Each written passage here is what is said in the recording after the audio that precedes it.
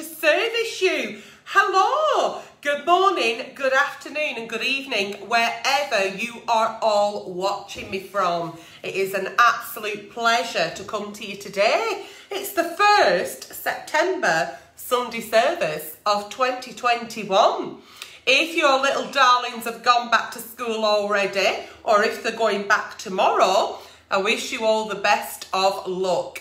And if you sat at that kitchen table like I'm sat at mine, then welcome. Hello, Dee McChrystal. Did Chunk have a lovely cake day? Hello there, John Luke O'Leary. Lisa Ransley Barton says, hi, Nelly. Hello.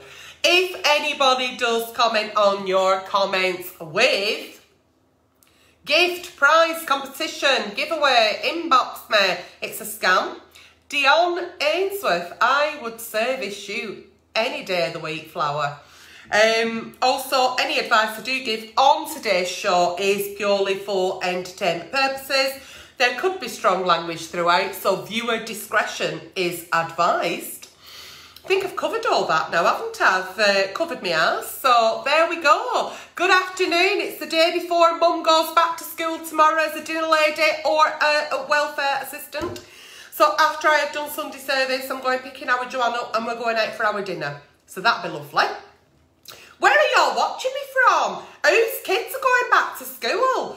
Who's having what for the dinner? What are we all doing? Stephen Drescher says, good evening. Well, good evening.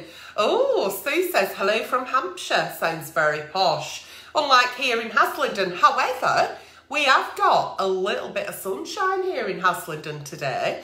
And apparently it's going to be red hot tomorrow and Tuesday. So Nelly will be sporting a bikini. So if you live anywhere near me, you have been warned. Charlotte Rebecca says, your hair looks lovely. Well, I had it cut, didn't I? And she did some things to it, like she cut some bits here and there. So it's been really easy for me to sort of do it outside of the salon. So I'm like, right, pleased with myself. So yeah, it looks all right, doesn't it? It's due for a colour though. I think I'm in next, the 8th. So the 8th, I have to get my nails done. Back to, these are my own nails, but I have that Biab shite put on it. So I'm having my nails done, my feet done, and my colour. Anyway, Helen Hodges says, I'm in Lanzarote. Bloody love Lanzarote. I always go to Porto del Carmen, and I always stay at the same boutique hotel, La Isla Del Mar. I don't think you pronounce it like that, because I once got lost in Arrecife, and I couldn't remember the name of the hotel, and when I did, I was describing it to the taxi driver to get back, and he didn't know what I was saying. So I had to go on my phone and show him a towel that has the hotel name on it. And then he pronounced it, and it sounded absolutely fuck all like what I was saying. So it's something like, I was saying like, La Isla Del Mar, and he was like, So anyway, yeah, so I nearly had to buy an house in Arrecife and live there because I couldn't find my way back. Oh, happy 34th wedding anniversary. Wow, that's a challenge, isn't it? So what happens on Sunday service? I've been talking shit for nearly 5 minutes, so there'll be people out there saying fucking get on with it, and get on with it we shall. People write into the page for Sunday service, nighttime with Nelly, or review requests, and they come through anonymously. So if you want to write into the page, please do. It's always anonymous. I read them out off the cuff, no idea what we're going to read, and that's the beauty of the show. Can I just say as well, I went for my audition for Sleeping Beauty, Panto at Christmas, and I'm hoping to hear this week. So if I do get good news, I will share it with you. If the news is not what I wanted, that's fine. It is what it is, and what's for me won't pass me. So let's go with the very first Dear Aunty Nelly of the 1st September Sunday service. Dear Aunty Nelly, I find it difficult, to get my body out in front of my partner. We have 3 children together. The oldest is 8, middle is 4, youngest is 2. I struggle with my belly as I have diastasis. Not easy for me to say, only temporary dentures in, but I am having the implants on 16th. I have diastasis, which is an... Oh, do you mean that your stomach's separated from your abs? Is that what you mean? This happened as my 3rd baby was 10 pounds, yeah. So my belly protrudes out. I have been working on it for just over 1.5 years now. It's better than it was, as my gap was a fist size and now it's 2 fingers and I've lost 2 stone. Ooh, congratulations. And I've just 1 more stone to lose and I've reached my target. Just I'm not confident getting my belly out anymore. I couldn't wear a bikini as people will think I'm pregnant, and people do sometimes ask when I'm due. Really wish I had a flat belly. Do you know what? I find this a bit like I want to go, what the fuck? In another sense, I feel quite sad for you. I'm known as Nelly 5 Bellies. There's no shame in it. I put my weight on my belly and my midriff and my tits and my face and top of my arms. I've got right skinny legs and a right flat ass, so I'm like a big boiled egg on sticks. You've got this stomach problem because you had trouble when you were expecting your 3rd child. Have you been to your GP and asked that even though you're exercising and even though you're losing weight, is that something that's going to fix it? If not, is there something that you could do medically? Because sometimes people out there are cold, aren't they? Oh, she's had lip fillers. Oh, she's had this done. Oh, she's had that done. You don't know what that person is struggling with behind closed doors. If this is stopping living you your best life, and there's some aesthetic out there available, some kind of procedure that would assist you with that, then why would you not get it done? So go and speak to your doctor and explain what's happening. But number 2, your body is a vessel. It carries you through this life. Age is a privilege denied to many. I look in the mirror sometimes and I think, for the love of Jesus.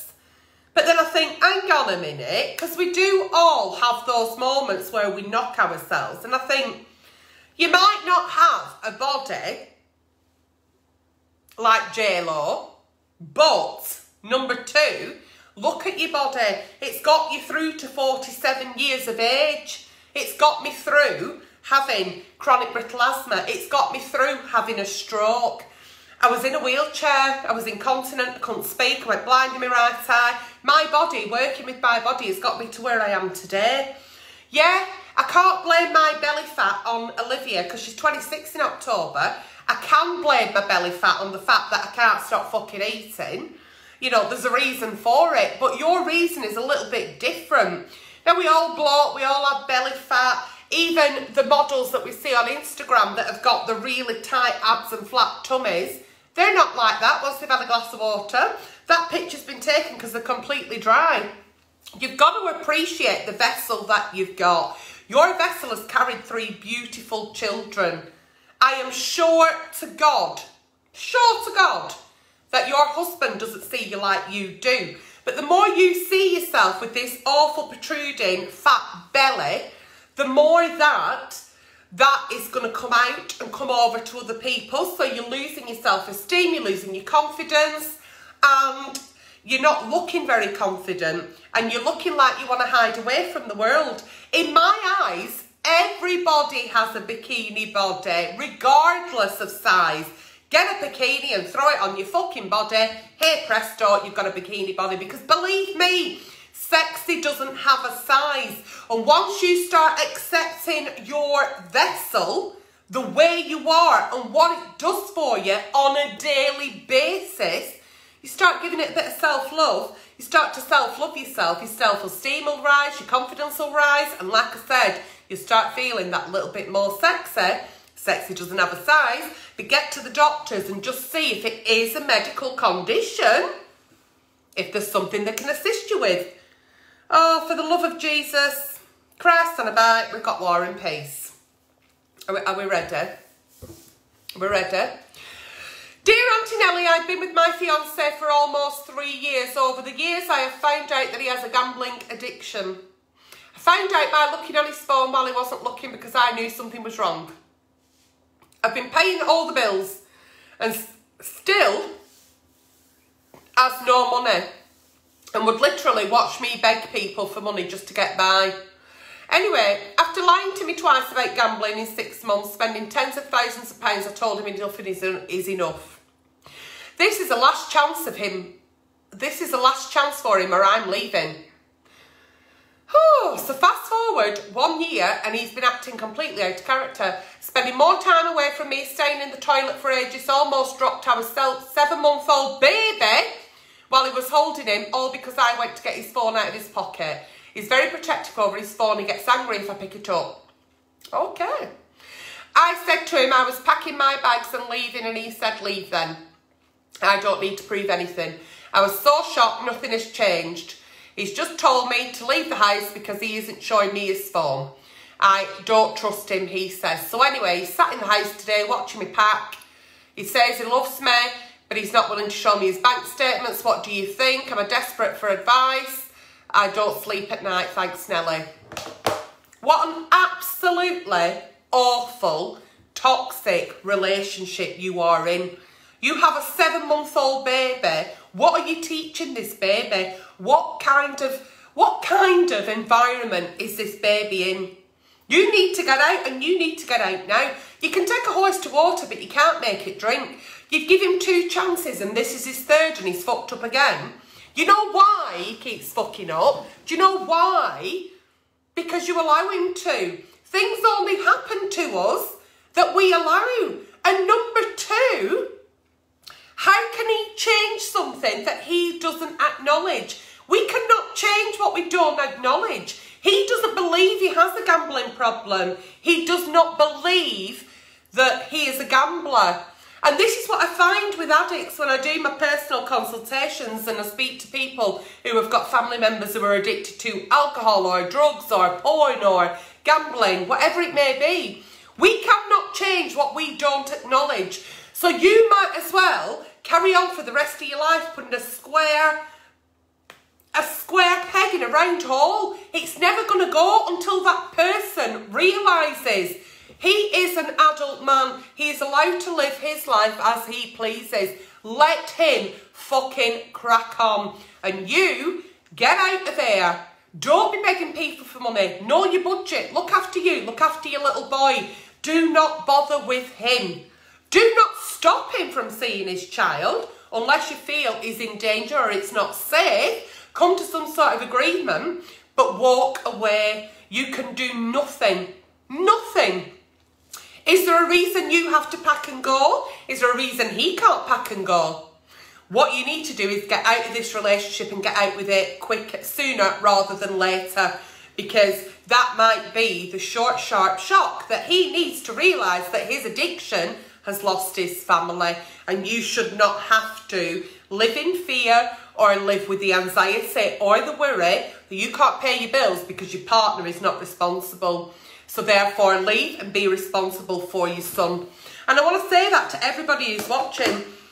When we're fighting against somebody who has an addiction, we may as well be talking to that tall wall behind me. They will never, ever change if they don't acknowledge what the problem is. It'll always be your problem. You're the one who's going to go through the anxiety, the hurt, the pain, the loss, the grief, while they're cracking on with their life as normal because it's not their problem, because they don't see the problem. Can you understand that? Yeah. Okay, moving on. Dear Aunty Nelly, me and my fiance have been together for 11 years now. We have 3 children together, and my fiance has 2 girls with his ex. Us 5 have never been on a proper holiday in the UK or abroad. Okay. So we're looking at going abroad in the next 2 years. My fiance's 2 girls have been abroad with their mum when they were together, and now their mum and stepdad quite recently. But me and my children have never been abroad at all. Because of the cost, there is no way we could afford for all 7 of us to go, even though that's what we'd all prefer. So do we go abroad at all and all our kids miss out on going on a plane and visiting another country, or do we go without the girls? Thanks for reading. Right, okay, so you've got 3 kids with your fiance, he's got 2 kids with his ex, right, and they go on holiday and always have done, and they're still having holidays. But you want to go on holiday with your partner and take your 3 kids. You can afford 5, but you can't afford 7. Is that what you're asking me? Do you go abroad or do you holiday in country? What I would say is it doesn't matter whether you're on a plane, you're on a boat, you're on a fucking train, on a bus, as long as you're together. It's not about that. It's not about that. Family time, if you're a family unit, when you met him, you knew he already had children. They become part of your world. So we can't sort of push away his past, which are his children, who will always come first and should. Otherwise, I wouldn't want to be with a man like that. You have to then work to your budget and your limits. And if that means that a family of 7 now, you can't afford to go away on a plane, then don't go. Do what you can afford, but don't be leaving people out. I get so many dear Aunty Nellies where families are fractured. Families, you know, feel like they're being left out. My dad don't care for us anymore because he's got a new family. Don't make problems where there isn't problems. I know what you're saying. Totally get it. Why don't you then have a little weekend away, just you and your kids, and leave your husband at home with his kids? Have a little weekend away, get on Eurostar, get over to France, or get a little Ryanair deal, you and kids for a bit of a weekend. Then nobody thinks that anything is like you're shoving them out. If you 5 go and leave the 2, I think that's irresponsible. So therefore, if you are a family that can't afford to go on a plane and abroad, then you holiday in this country. It's not a luxury that is going to destroy your life if you've never been away or abroad. There's so many wonderful places here in the United Kingdom, I don't know where you're writing from, or the country you live in, that would be just as nice. You know, it's not about that, oh, well, my kids have never been on a plane. Well, some kids have not got fucking food in cupboard for tonight, flower. So you've got to think about, you know, your priorities. It's priorities. You are a family of 7. And that's what you should always think of when it's time for rest and recreation. Family of 7. Doesn't mean you can't start saving now and putting so much away, and then a really good deal back that come up where one child goes, one's free, whatever. Keep looking. But do not start splitting that divide where that's his family, this is our family. You're a family of 7, like a lumpet. You knew that before you got with him. So, yeah, no, your holiday's a family of 7, and if you can't afford to go abroad, you don't go. Simple as. Dear Aunty Nelly, hello Nelly, hello. This is a Sunday service. It's a bit heavy, this one. Oh, okay. Okay. Okay, hang on. It's a bit heavy, this one, but might encourage others to speak out. Right, okay. I just reported to the police that I was groomed 20 years ago at the age of 13. I know that the predator is still married, and after being diagnosed with PTSD, I'm seeking closure after all these years. I'm shitting my pants now because he has children and I just feel guilty. But my therapist said he could be abusing other children. If he finds out it was me who reported him, I'm scared of what could happen.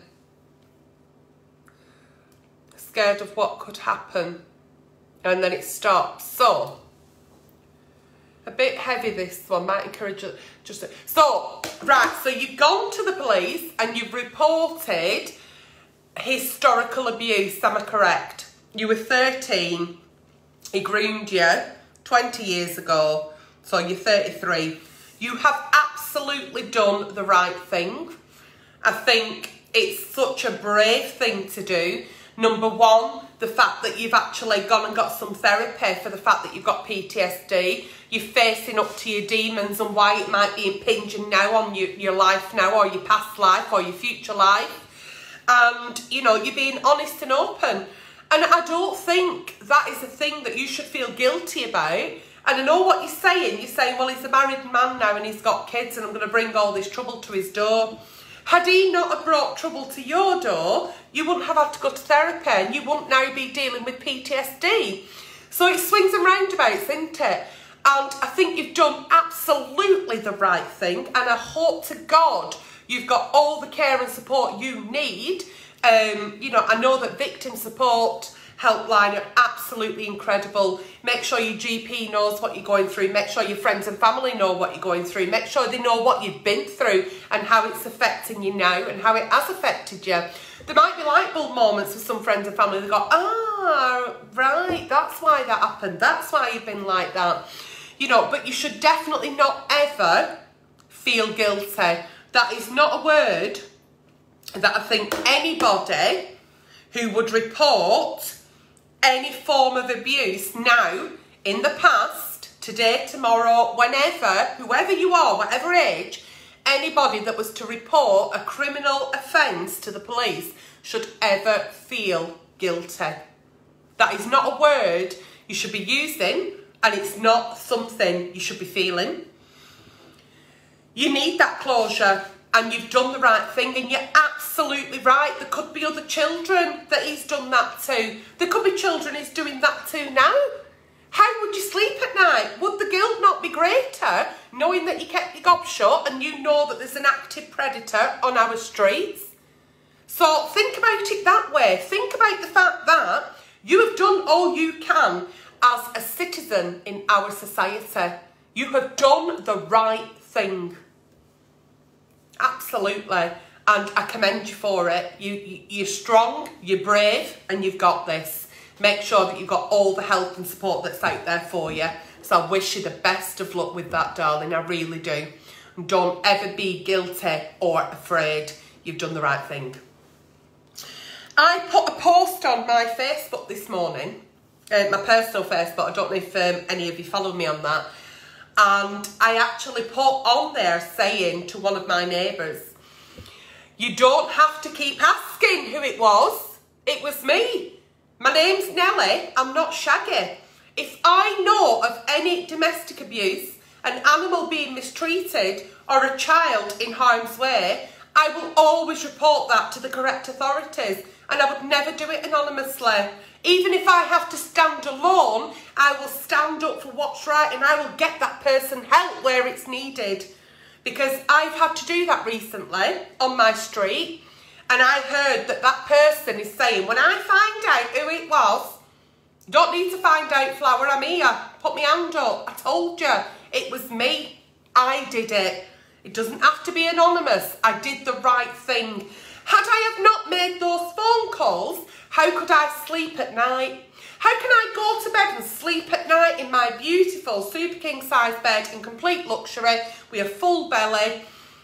You know, I can put my heating on should I wish to. I've got choice of food in the cupboards. I've got running water. When I know there's somebody out there who hasn't got that, and I know that, how can I sleep knowing that there's somebody so close who is either being abused or neglected?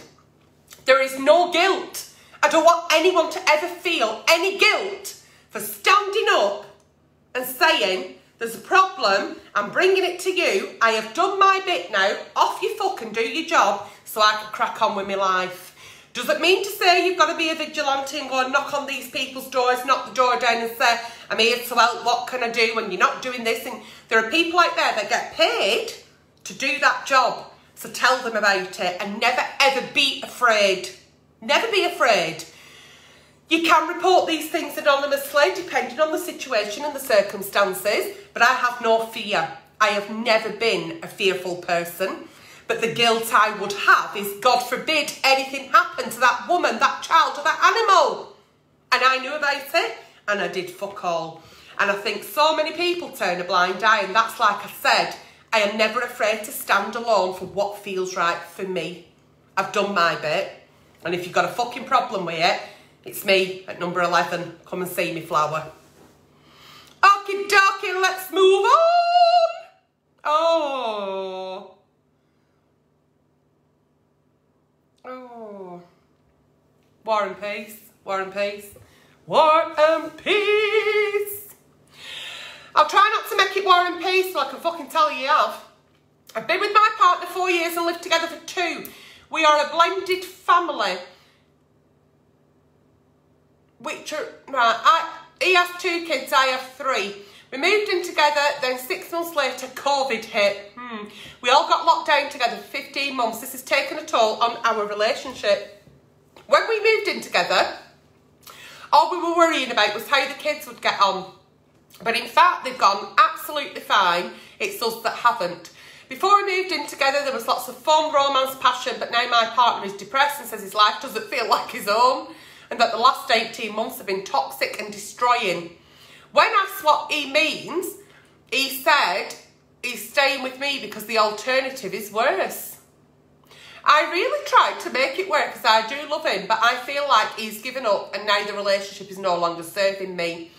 I'm in my early 40s and don't want to spend what should be the best of my years with someone who's sapping all the fun out of me. My question is, do I stay so I'm not destroying 5 kids' life, or wait until the youngest is 18? Or do I be true to myself and say enough is enough? I just feel trapped and scared as I don't want to hurt anyone. I have suggested counselling, but he's not interested. I would appreciate your advice, thanks. You should never, ever, ever stay together for the sake of the children, because children grow and leave the nest, and then where does that leave you? The fact that he's turned around and said, I am only with you because the alternative is much worse. What is that alternative? Homeless, being on his own, not having someone to wash his smalls, cook his dinner. What is the fucking alternative? Because believe me, if I am not the priority here, I am classed as an alternative, then off you fuck flower. And no, you do not wait till your child is 18 in order to live a happy life. What you are doing is moulding these youngsters into thinking that's how we live relationships, and it's not. You're not happy, he's not happy. It will start turning into, we don't speak to each other, we start nagging at each other, to resentment, to arguing. The children are going to be there for that. Would you not rather have children that are happy knowing that mum's happy and dad's happy elsewhere than showing them a toxic relationship? And if he does feel that the relationship is toxic, he's literally told you he's not happy in this relationship. He doesn't want to work on it. He doesn't want to go to counselling. You're just better than being on his own. Don't put up and shut up. At the end of the day, this is happening because you're allowing it to. So now you have to sit down at the hashtag kitchen table and say, which one of us is leaving? Because this isn't working. Enough is enough. I know you want to be elsewhere. You're only here because you have to be. It's not worked. It's been nice. Off your foot, flower. I think I'll stop here because I've got the kids. And I'm sorry that you're not going to be happy with the alternative, but there you go. And I think you'll find your children will feel much better for it, because we always think kids don't know, but believe me, they fucking do. Kids do know. They know everything. They don't miss a trick. So, as sad as it is for a breakup, if he does not want to try, he doesn't want to do counselling, don't want to face the problem, fuck him off and live the rest of your life happy. Dear Aunty Nelly, I feel I am such a bad mother to my 2 children. They are 11 and 13 and I hate myself for it because I do love them.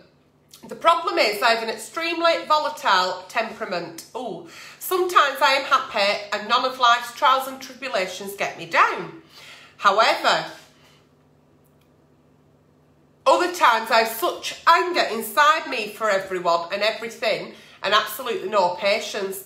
At these times I am totally unreasonable and can shout and cry for no reason.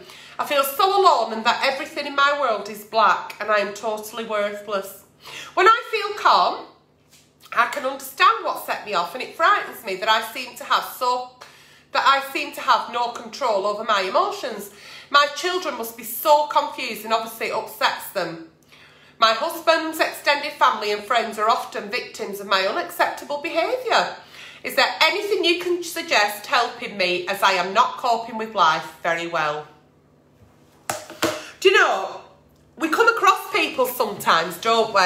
And you can say, she's a right fucking nasty cow, or, oh, I don't like her, she's a right miserable bitch. Have you seen her? She's got a fucking face like a slapped ass. We don't actually know why, let's call her Doreen, might have a face like a slapped ass. She may be really fucking struggling with a mental health problem. And I think it sounds to me like you are struggling with your emotions. They're overwhelming you. They're making you feel like you're out of control. Some days are okay, some days aren't. And the days that aren't, you're not able to take yourself away from that, and you're upsetting and hurting all your loved ones. It's something that we do. Mood swings. You know, you sound like you are quite depressed to me, but I am not a professional. So what do? We take a little trip to the doctors. We go and book an appointment at the doctors. As much as our friends and family love us and say, oh God, she's been like that again, you know, it's not something that they should have to accept. But also, it's not something that you should have to accept. There is definitely help out there. There's obviously an issue. It could be medical, it could be physical, it could be your hormones. When I started with the perimenopause, let me tell you now, my mood swings were usually every 3 fucking seconds. It's no wonder people didn't want to be around me. I didn't want to be around me. Never mind having fucking anybody else around me. Until I started questioning what was happening and looking into why I was behaving like that. And, you know, it's good that you've actually said, I've got a problem. I have got a problem. I just don't know what to do about it. So get to the GP. You know that you've got a problem. So that is already a step in the right direction. You're already saying, I know that this is not normal. It's unacceptable. And rather than spending the rest of your life feeling sorry and saying sorry, go and do something about it. I'm just having a bit of a menopausal moment to apologise. People go, oh my God, your skin's so glowy. And I usually go, yeah, sweat. Or what is it ladies do? Perspire. So yeah, so I always say that we always know that one person, don't we, who's a right nasty bastard. Who's got a face like a fucking slapped ass. They look like they weren't hugged as a child and they're not being fucked as an adult. But the bigger picture, step out of that judgment and think, what the fuck's actually going on there? I'm wondering if they're struggling with something. I'm wondering. And usually they are. Usually they are. Because I know that they actually don't want to be like that either. So for the sake of yourself first, the sake of your relationship, the sake of your children, your family and friends, this can be hopefully rectified quite soon by just taking that very necessary trip to see your GP. And it could be something like you may do a blood test, you may look at your hormones, you know, he may look at, ask you a few questions and say maybe you need to see a therapist or a counsellor, a bit of CBT. Could be anything, a bit of antidepressants, could be anything. But unless you go to the doctors, this is forever going to continue. So please, please, please, sounds to me like you've hurt long enough. Go and get the help. Go and ease that pain. Oh, dear, dear, dear, dear. Dear Aunty Nelly. But when I first started with perimenopause, right, I was either smashing plates, telling everybody to fuck off, or crying. Actually, she said she has some good days. I actually had. Oh, somebody said, yes, this dress, when I bought it, I think I've had it about 10 years. It actually, when I bought it, it reminded me of Julia Roberts in Pretty Woman. You know, when they go and do the, is it that posh horse riding thing? Yeah. So it reminded me of yeah, Julia Roberts in Pretty Woman. Yeah, it did. So yeah, good. I'm glad you got that because that's what it reminded me when I bought it. It's about 10 years old. No fucking idea where I got it from. Anyway, dear Aunty Nelly, my daughter has recently split from her boyfriend. We were the family we never had. We were the family he never had. And I miss him terribly. For the past 5 years, he has spent Christmas with us. However, this year, it's a bit soon for Christmas, my daughter, well, it's September though, isn't it? My daughter has invited her new boyfriend who not any of us are keen on. And she also insists I am not to invite her ex, who is still in love with her. I am so upset. I know he will have nowhere to go and won't receive any presents. And I feel like I am disowning him Plus, the new boyfriend has a huge family and isn't even coming to ours on Christmas Day, so I don't see the problem. I'm now beginning to dread Christmas, would very much appreciate your advice. My advice is that that's your daughter's relationship, so butt out. If your daughter no longer wants to be with her boyfriend, that's her decision. And yeah, you may miss him, yeah, you may have got close to him and he's no family of his own, but you're not the fucking Samaritans. The person who matters most in your life should be your daughter. Whether you like new boyfriend or not, I don't even think you're giving him a chance. You're not giving him a chance simply because you've got your heart set on her past boyfriend who's now her ex.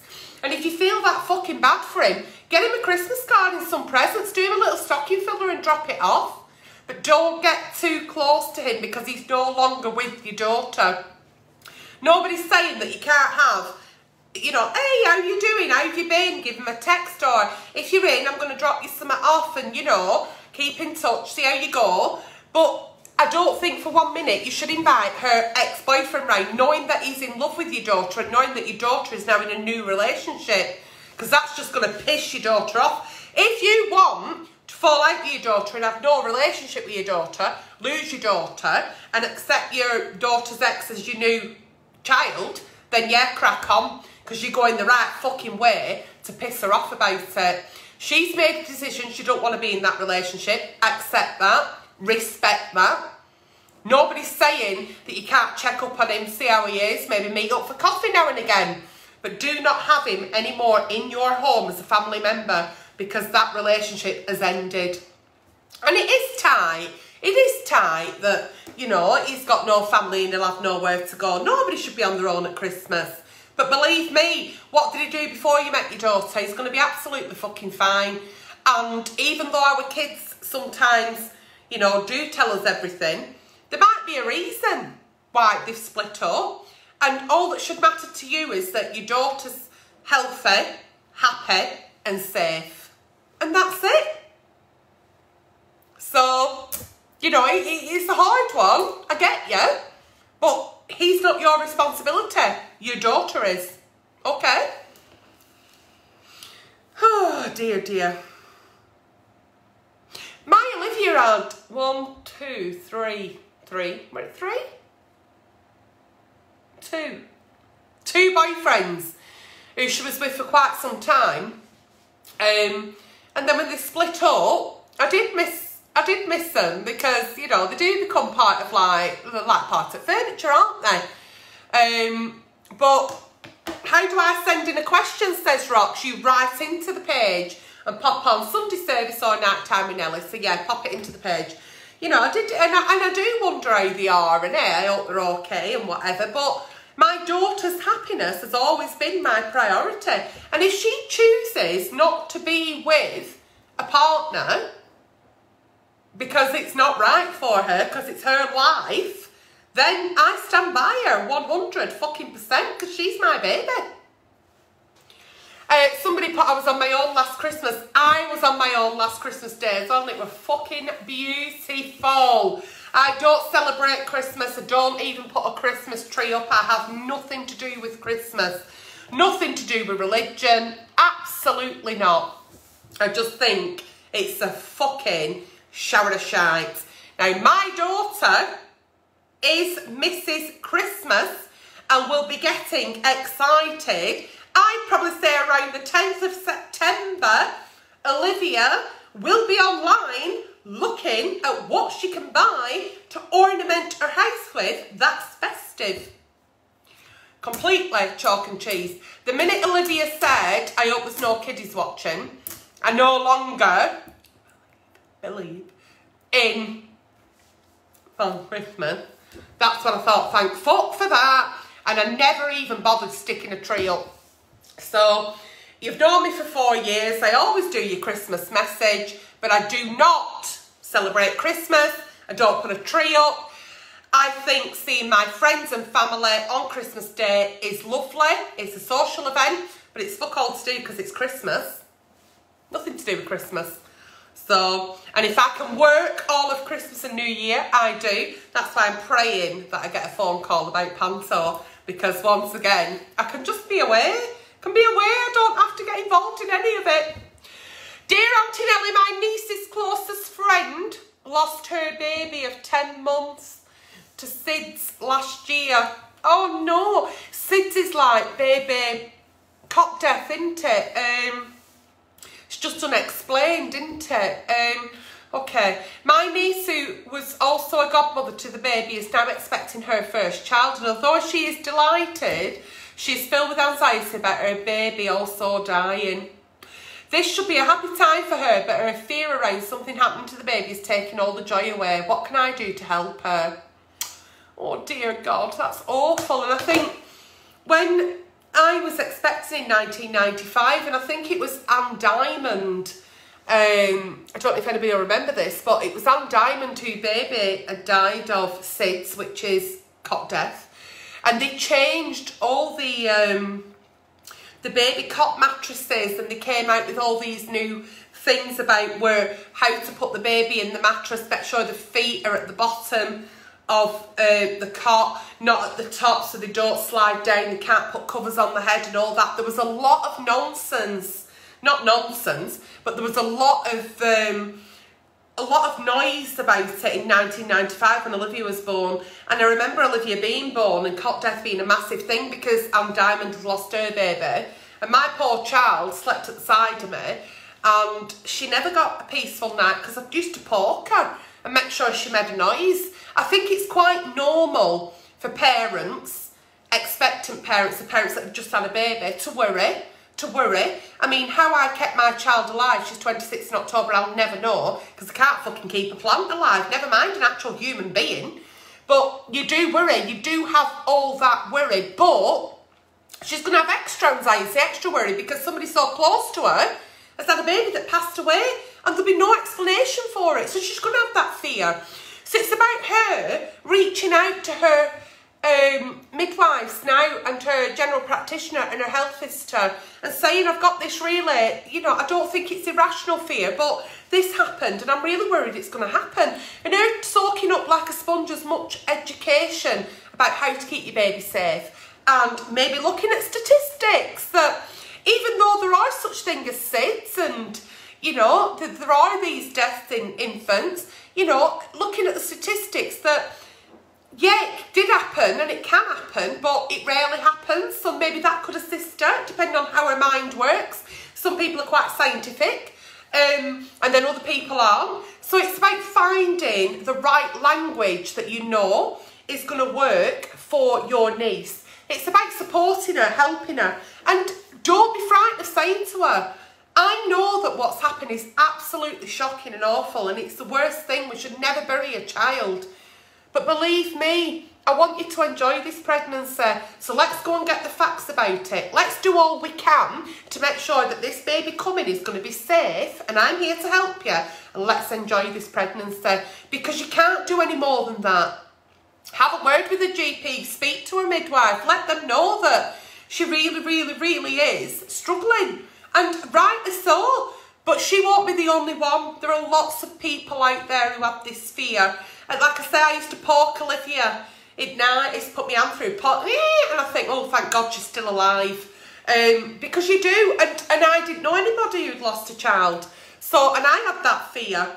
So we all as parents, when we're given this beautiful bundle, look at it and think, shit, I hope I don't kill it, without any anxiety or concern or any stories around us of grief or death. So that must be magnified to her. So don't get rid of that feeling, get the facts about it. Hopefully she'll feel more secure. Sudden infant death syndrome, that's correct. Which I think the slang term for it is cot death. I think we called it cot death in the 90s. And I think when Anne Diamond did her big thing about it, and they changed, I think Mothercare was still going then, and I think they changed a lot of the mattresses. And then obviously, not that long ago, they changed to baby blankets, to them funny, like all-in-ones that you stick the baby in. It's like a quilt baby grow with their feet don't stick out at bottom. But you get them sized, because, well, our Sophia's 10 now, but when she were a baby, so say like 9 years ago, I babysat for her one night, And Ella just said to me, her mum, she said, she goes to bed at this time and this is what she wears. And I thought, what the fuck's this? And it was like a bit quilted, but it like you put it on them, but they don't have any covers or anything then on the cot. So things are always changing. And I think we're so now, you know, aware of danger that there are things out there for health and safety. She can get one of them monitors that hears the baby breathe. You know, make sure that it beeps if there's an issue. You know, it might mean looking at all the things that she can have, knowing that her baby's going to be safe, and it'll alert you to any alarm immediately so that she can enjoy the rest of her pregnancy. We didn't have things like cameras to watch the baby sleeping. We had to either put a bloody mirror in front of the face to make sure they were breathing or fucking poke them to hear a sound. But they have all sorts now, so hopefully you can find the joy in shopping for all these things, and she can start looking forward to the end, you know, the rest of her pregnancy. But I am ever so sorry on that baby's loss. I really am. It's I can never get my head around it. I think I spoke about death last week, but I can never get my head around a parent having to bury the child. I can't imagine it. Can't imagine it. And anybody who hasn't done that and says they can, you can't. You could never imagine the loss of a child unless you've lost a child. At any age. So that has been today's Sunday service. I hope you've enjoyed it as much as I have. If anybody does write on your comments with gift, giveaway, prize winning, whatever, it's a scam. And let me tell you now, if you've got anything you'd like reading out live anonymously, then please keep writing into the page, because without the dear Aunty Nellies, whether it be night time in Nelly or Sunday service, there would not be any live shows. Whatever you do with the rest of your day, enjoy. Once again, good morning, good afternoon, good evening, and thank you so much for joining me. Take care, flower pots, and I'll see you all very soon.